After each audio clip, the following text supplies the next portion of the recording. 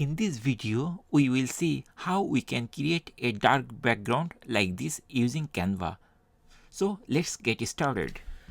There are different ways we can create a dark background, but in this video, I'll show you the easiest way to do using some type of dark background image.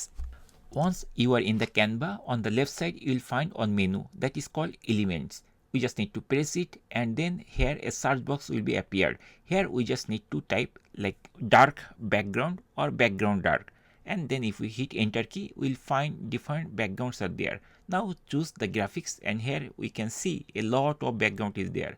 Just choose any of them. I'm going to choose this one, and we'll see that image or that dark background has been inserted on our design.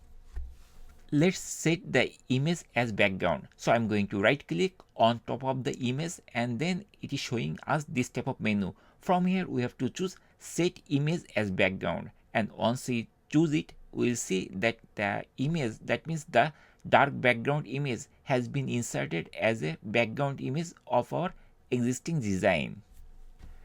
And that's it guys. In this way we can easily choose a dark background and insert it to our image or text like this. Thank you guys for watching the video.